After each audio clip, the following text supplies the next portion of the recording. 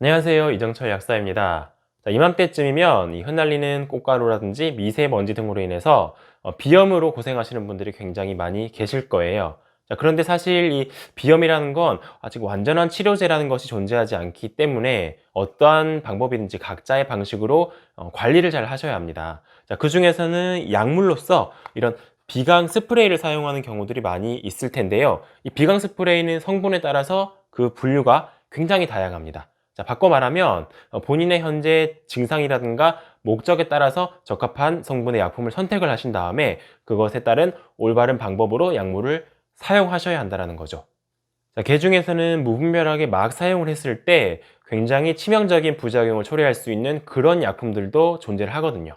자, 오늘 영상에서는 본인의 현재 증상에 따른 적합한 약물의 선택과 이 약품을 어떻게 올바르게 사용을 하는지에 대해서 같이 한번 알아보도록 하겠습니다. 제가 이렇게 성분별로 그리고 용도별로 나눠서 표를 좀 만들어 봤어요. 하나씩 설명을 드릴 건데 혹시나 이 표가 필요하신 분들은 댓글에 메일 주소를 남겨주시면 제가 파일을 보내드리도록 하겠습니다. 안전한 약물 사용에 참고가 되었으면 좋겠어요. 첫 번째로는 코막힘에 직접적으로 사용을 하는 비충혈 제거제입니다.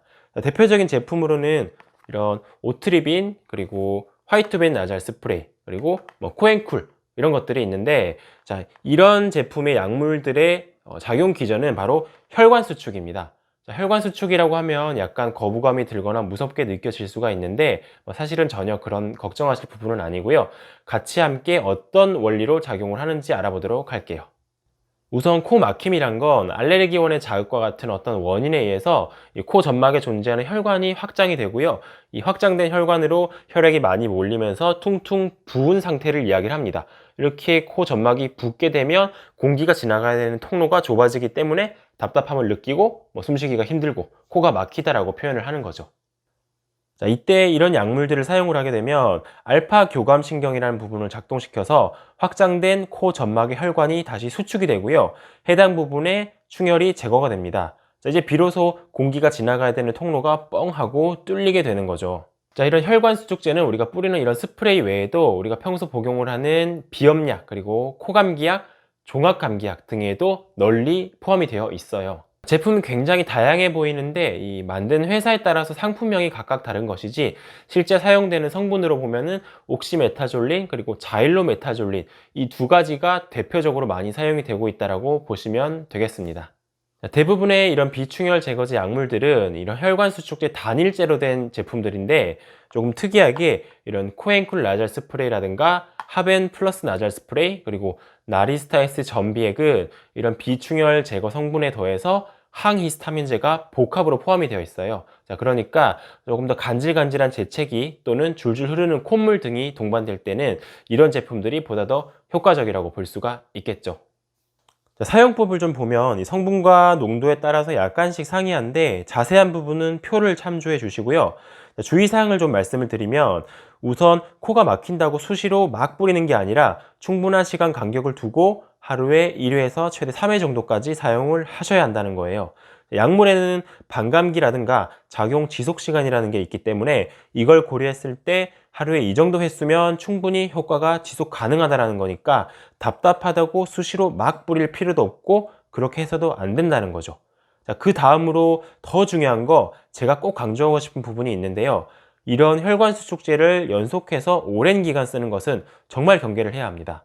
자, 저는 보통 5일 이상은 연용해서 쓰시지 말라라고 말씀을 드리는 편인데요. 자, 왜 그런지 알려드릴게요. 자, 앞서 이런 약물의 작용 기전은 교감신경을 작동시켜서 확장되어 있는 혈관을 수축시키는 것이라고 했잖아요.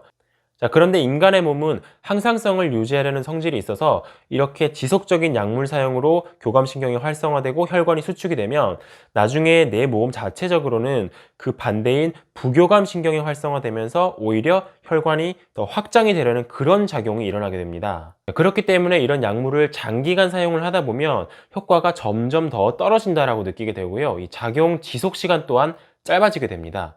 이렇게 효과가 잘 나지 않으니까 제대로 된 용법을 지켜서 사용하지 않고 횟수를 막 늘리게 되겠죠. 자, 비로소 이렇게 악순환에 빠지게 되는 거예요. 자, 이것이 반복이 되다 보면 나중에는 약물을 사용을 하면 할수록 오히려 더 코가 막히는 그런 지경에 이르게 돼요. 자, 이를 약물성 비염 또는 반동성 비염이라고도 부릅니다. 정리를 좀 해보면 이런 혈관 수축제 성분의 비강 스프레이는 분명히 코막힘에 있어서는 굉장히 효과적인 약품들입니다. 하지만 장기간 지속해서 사용을 하게 되면 오히려 코 점막의 부종을 악화시키고 이로 인해서 코막힘이 더 심해질 수 있어요. 그러니까 이런 제품들은 분명히 증상이 심할 때에 한해서 일시적으로 짧게 사용을 하셔야 된다는 점을 꼭 기억을 좀 해주셨으면 좋겠습니다. 자, 그 다음으로는 이 피지오머에 대해서 알아보도록 할게요. 자, 이 피지오머는 비강 세척액인데 그 성분을 보시면은 다음과 같이 멸균 등장 해수라고 써 있어요. 자, 멸균 등장 해수가 뭐냐면 멸균된 체액의 농도와 같은 바닷물이라는 거죠. 자, 이 라인업으로는 펌프 미스트, 베이비, 키즈, 그리고 젠틀, 스트롱 이렇게 5가지가 있는데 성분에 있어서 차이가 있는 건 아니고요. 분사 압력에 따라서 이렇게 나누어져 있습니다. 자, 그러니까 연령에 따라서 적절한 제품을 선택을 해서 사용을 하시면 된다는 거죠. 그리고 참고로 현재 펌프 미스트 제품은 국내 수입이 중단이 된 상태예요. 알아두시면 좋을 것 같고요.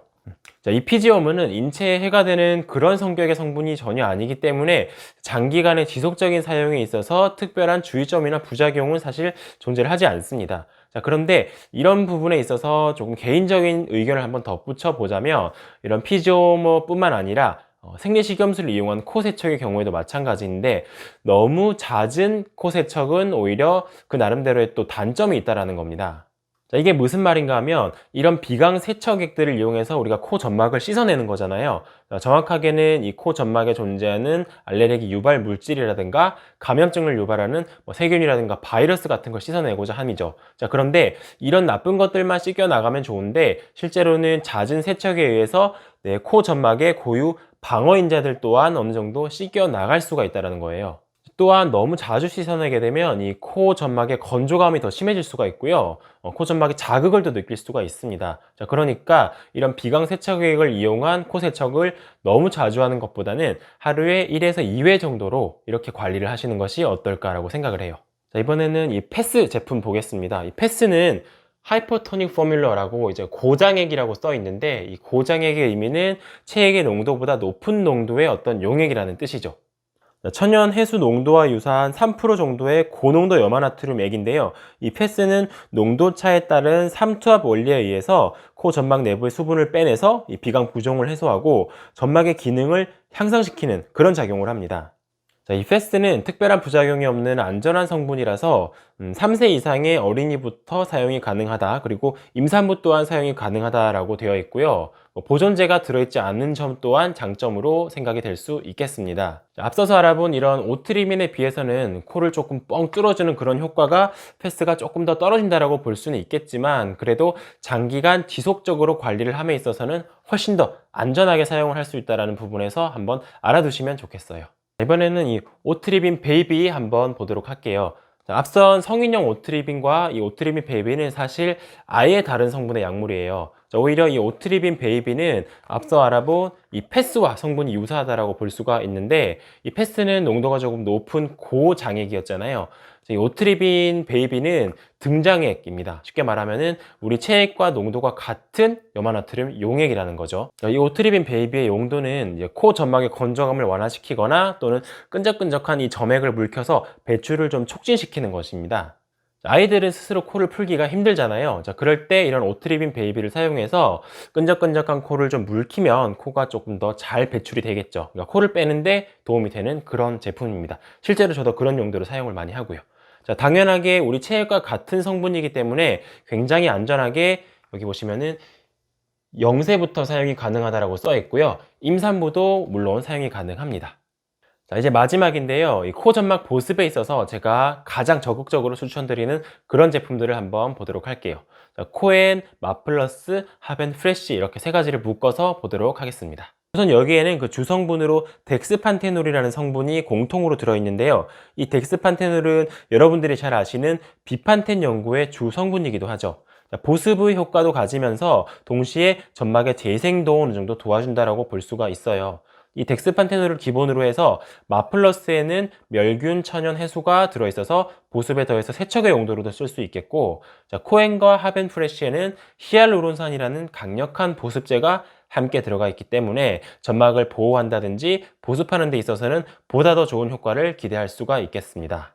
실제로 저는 코가 자주 건조하다라고 하거나 코피가 자주 나거나 코가 자주 헐거나 코딱지가 자주 생기거나 자주 염증이 생기는 그런 분들께 이런 코엔 제품을 자주 추천을 드리는 편인데 굉장히 피드백이 괜찮습니다. 그리고 이런 코엔은 굉장히 안전한 성분이에요. 보시면 역류화도 사용이 가능하다라고 써 있기 때문에 이런 부분을 참고해서 한번 사용을 해 보시면 좋겠어요.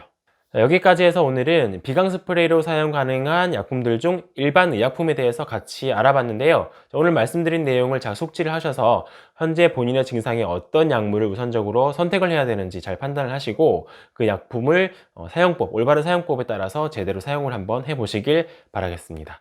자, 스테로이드 성분의 전문 의약품은 추후에 이어서 다뤄보도록 할게요. 자, 오늘 영상 이만 마치겠습니다. 시청해주셔서 감사합니다.